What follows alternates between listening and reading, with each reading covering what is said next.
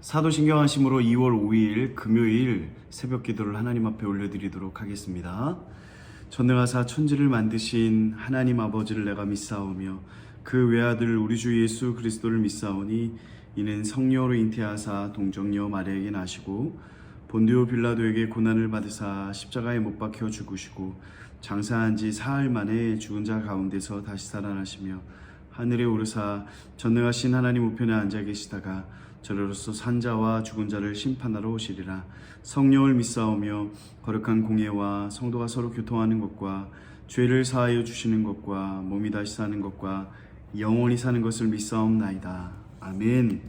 오늘 우리에게 주신 하나님의 말씀은 로마서 6장 1절부터 13절까지 말씀입니다. 로마서 6장 1절부터 13절까지 말씀입니다.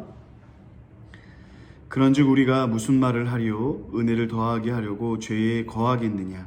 그럴 수 없느니라. 죄에 대하여 죽은 우리가 어찌 그 가운데 더 살리요? 무릇 그리스도 예수와 합하여 세례를 받은 우리는 그의 죽으심과 합하여 세례를 받은 줄 알지 못하느냐? 그러므로 우리가 그의 죽으심과 합하여 세례를 받음으로 그와 함께 장사되었나니 이는 아버지의 영광으로 말미암아 그리스도를 죽은 자 가운데서 살리심과 같이 우리도 또한 새 생명 가운데서 행하게 하려 함이라.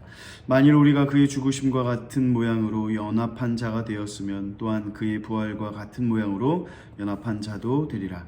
우리가 알거니와 우리의 옛사람이 예수와 함께 십자가에 못 박힌 것은 죄의 몸이 죽어 다시는 우리가 죄에서 종노릇하지 아니하려 함이니 이는 죽은 자가 죄에서 벗어나 의롭다 하심을 얻었음이니라.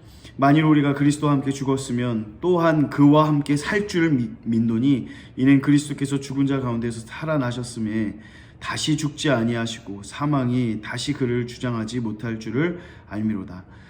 그가 죽으심은 죄에 대하여 단번에 죽으심이요 그가 살아계심은 하나님께 대하여 살아계심이니 이와 같이 너희도 너희 자신을 죄에 대하여는 죽은 자요 그리스도 예수 안에서 하나님께 대하여는 살아있는 자로 여길지어다.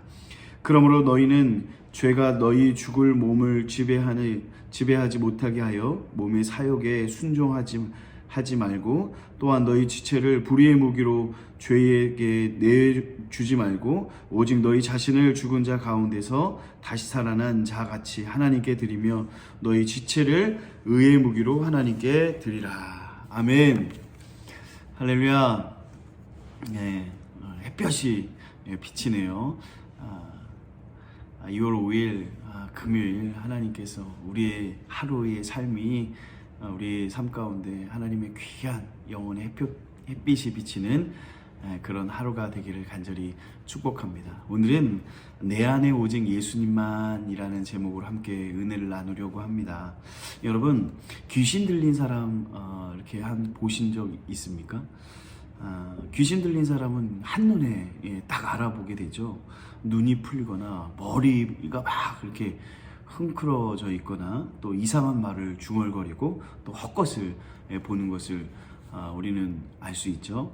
뿐만 아니라 이제 옷도 막 이상하게 입고 어디서든지 딱 알아볼 수 있는 그 사람이 귀신 들린 사람이죠. 왜 그럴까요? 왜 그 사람들이 그렇게 하고 다니는 걸까요?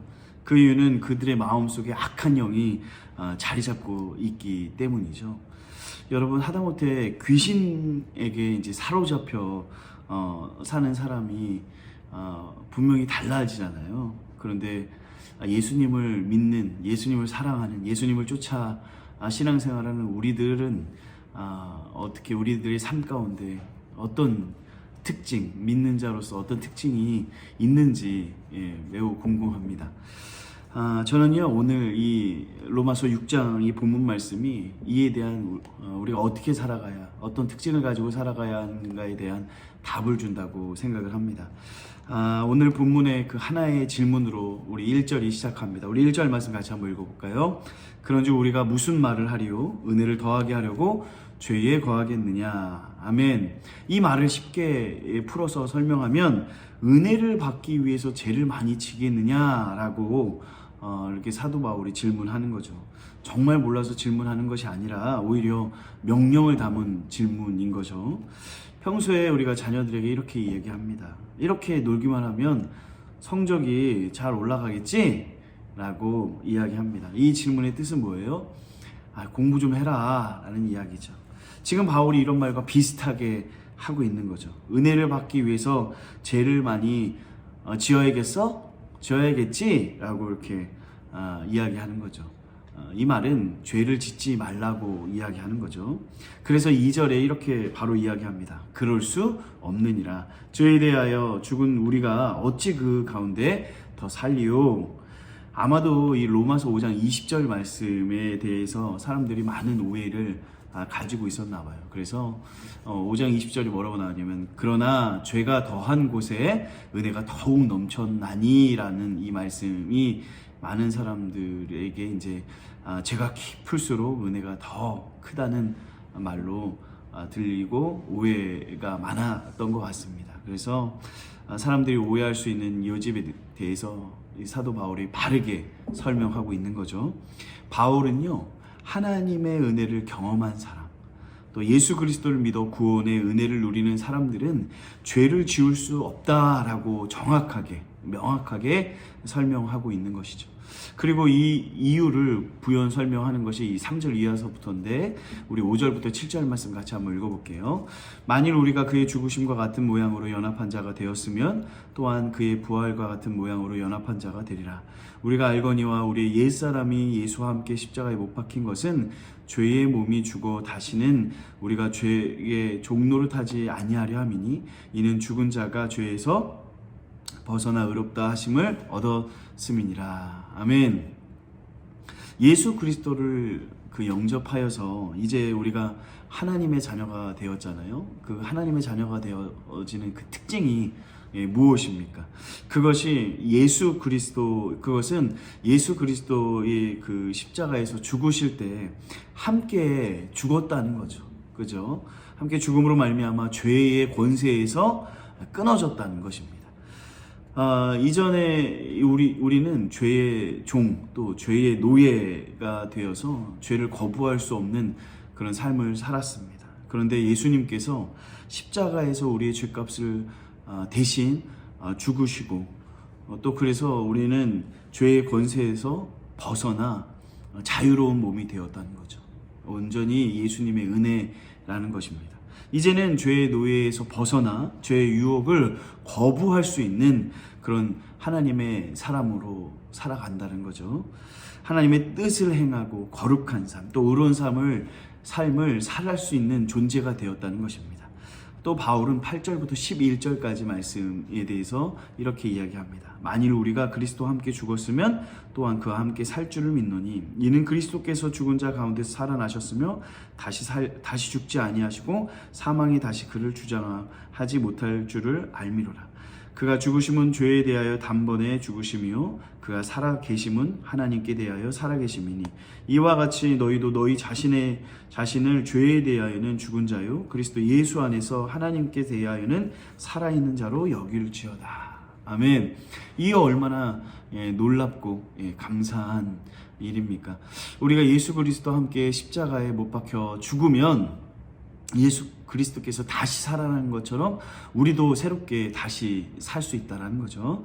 우리가 예수 그리스도를 우리 마음에 영접하게 된다면 우리는 그분과 연합을 이루어 그분의 생명력과 또 능력을 함께 누릴 수 있다는 것입니다.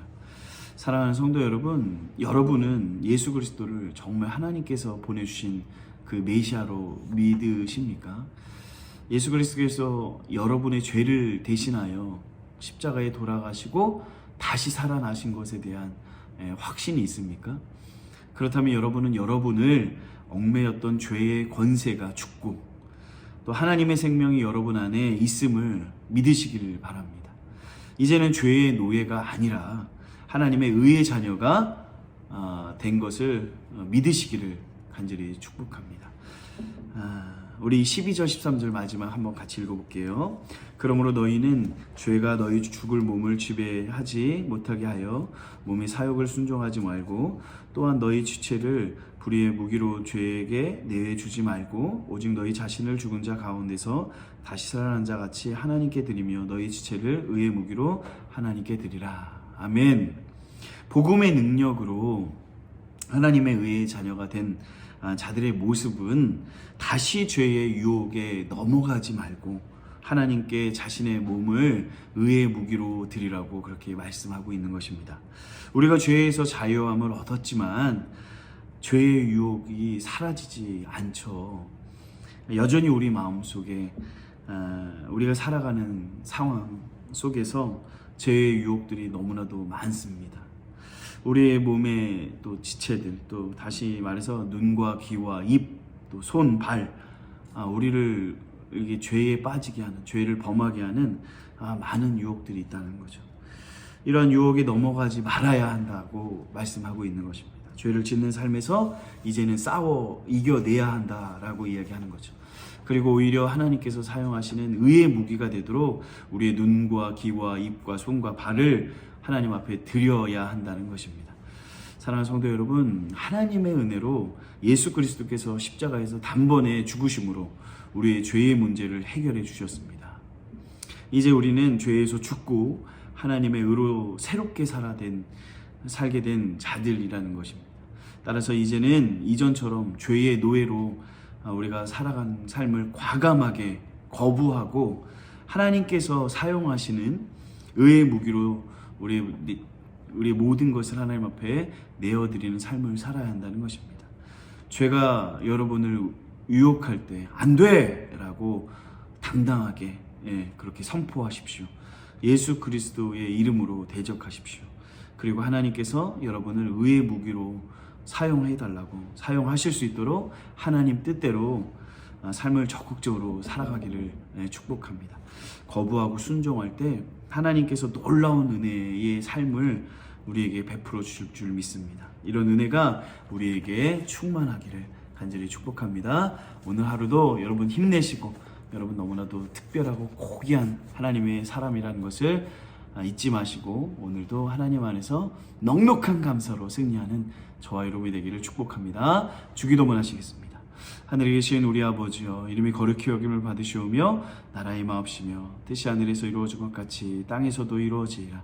오늘날 우리에게 일용할 양식을 주옵시고 우리가 우리에게 죄 지은 자를 사하여 준 것 같이 우리의 죄를 사하여 주옵시고 우리를 시험에 들게 하지 마옵시고 다만 악에서 구하옵소서. 대개 나라와 권세와 영광이 아버지께 영원히 있사옵나이다. 아멘.